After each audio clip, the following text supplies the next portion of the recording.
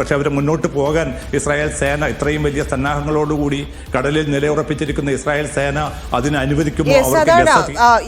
അപ്പോഴാണ് ഒരു സംശയം വരുന്നത്. ഈ മൈനുകൾ പാകി എന്നൊക്കെയുള്ള റിപ്പോർട്ടുകൾ കാണുമ്പോഴാണ് ട്രംപിന്റെ ആ സമാധാന നീക്കം വെറും പ്രഹസനമായിരുന്നില്ലേ എന്നൊരു തോന്നൽ വരുന്നത്. കാരണം ഗസ വളഞ്ഞ ഇസ്രായേൽ ഇപ്പോഴും നിൽക്കുന്നു, അവസാന അവസരമാണെന്ന് ഭീഷണി മുഴക്കുന്നു, ബാക്കിയായ ആളുകളെ ഭീകരവാദികളാക്കാനുള്ള ശ്രമം തീവ്രവാദികളാക്കുന്നു. ഈ തരത്തിൽ അപ്പോൾ ട്രംപ് പറഞ്ഞിരുന്ന സമാധാനം എന്നത് എവിടെയെന്നൊരു ചോദ്യം കൂടിയല്ലേ ഉയരുന്നത്? ഇതിന് തീർച്ചയായിട്ടും ഇതൊക്കെയും നമുക്കറിയാൻ സാധിക്കുമ്പോൾ ഇപ്പോൾ ട്രംപ് ഭരണകൂടം മുന്നോട്ട് വെച്ച 20 ദിന പദ്ധതി പോലും ഇസ്രായേലിന്റെ താല്പര്യങ്ങൾ മാത്രം ലക്ഷ്യമിടുന്ന ഒരു ജനതയെ ഇത്രയും കാലം പീഡിപ്പിക്കപ്പെട്ടുകൊണ്ടിരിക്കുന്ന ഒരു ജനതയോടുള്ള ഒരു അലിവും ഈ ട്രംപിന്റെ പ്രതികരണത്തിലോ പ്രഭാഷണത്തിലോ ഈ പദ്ധതിയിലോ ഉൾപ്പെടുന്നില്ല. മറിച്ച് തങ്ങളുടെ ഒരു കോളനിയാക്കി ഗസയെ മാറ്റിയെടുക്കുക, ഇസ്രായേലിന്റെ മാത്രം താല്പര്യങ്ങൾ മുൻനിർത്തി അതിനെ മുന്നോട്ട് കൊണ്ടുപോവുക, ഇസ്രായേൽ എന്താഗ്രഹിക്കുന്നുവോ അതൊക്കെ നിറവേറ്റി കൊടുക്കുക എന്ന വളരെ കൃത്യമായിട്ടുള്ള ഒരു കൊളോണിയൽ ശക്തിയുടെ എല്ലാ നീക്കങ്ങളുമാണ് 20 ദിന പദ്ധതിയിൽ പോലും പ്രത്യക്ഷപ്പെടുന്നത്.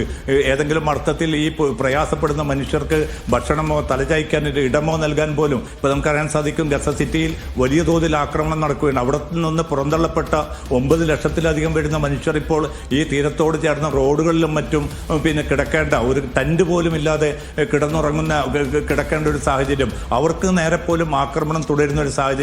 ഇതിനെതിരായിട്ടുള്ള ഒരു പ്രതികരണം പോലും നടത്താൻ അമേരിക്കൻ ഭരണകൂടമോ അല്ലെങ്കിൽ മറ്റ് വൻശക്തി രാജ്യങ്ങളോ ഇനിയും തയ്യാറാവുന്നില്ല. നേരെ മറിച്ച് ട്രംപ് മുന്നോട്ട് വെച്ച 20 ദിന പദ്ധതി അംഗീകരിച്ചുകൊണ്ട് ഹമാസ് പൂർണ്ണമായിട്ടും നിരായുധീകരിക്കപ്പെട്ട് അവിടെ നിന്ന് പിന്നെ പുറത്തേക്ക് പലായനം ചെയ്യണമെന്ന ഒരു തിട്ടൂരം കൂടിയാണ് ഈ രാജ്യങ്ങൾ പോലും മുന്നോട്ട് വെക്കുന്നത്.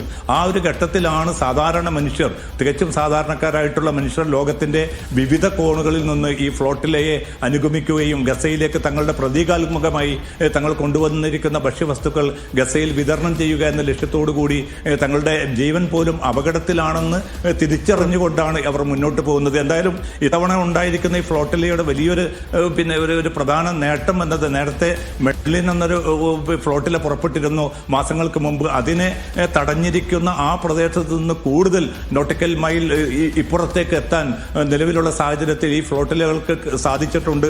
അതുകൊണ്ട് തന്നെ തങ്ങൾ ലക്ഷ്യം നേടും വരെ ഒരിക്കലും പിന്മാറുകയില്ല എന്ന വളരെ ദൃഢപ്രതിജ്ഞയിൽ തന്നെയാണ് ഈ സംഘം മുന്നോട്ട് പോയിക്കൊണ്ടിരിക്കുന്നത്. പക്ഷേ അതിനെ ഒരിക്കലും അനുവദിക്കുകയില്ല. കാരണം ഇതിനെ അനുവദിച്ചു കഴിഞ്ഞാൽ സ്വതന്ത്രമായിട്ടുള്ള സംഘങ്ങൾ ഗസയിൽ ഭക്ഷ്യവിതരണം നടത്തുന്ന ഒരു സാഹചര്യം ഉണ്ടാവും. അത് തങ്ങളുടെ സൈനികവും രാഷ്ട്രീയവുമായിട്ടുള്ള നിലപാടുകൾക്ക് തിരിച്ചടിയായി മാറും എന്ന് തിരിച്ചറിഞ്ഞുകൊണ്ടാണ് ഇപ്പോൾ അതിശക്തമായിട്ടുള്ള മുന്നൊരുക്കങ്ങളുമായിട്ട് ഇസ്രായേൽ സേന നിലയുറപ്പിച്ചിരിക്കുന്നത്. പക്ഷേ ലോകം കാത്തിരിക്കുന്ന ഒരു മറുപടി അല്ലെങ്കിൽ ഒരു പ്രതികരണം എന്നുള്ളത് അത് ഹമാസിന്റേതാണ്. നമുക്കറിയാം ട്രംപ് മുന്നോട്ട് വെച്ച 20 ദിന പദ്ധതി, അത് ഹമാസിന് കഴിഞ്ഞ ദിവസം 3-4 ദിവസത്തെ സമയം കൂടി കൊടുത്തിരുന്നു.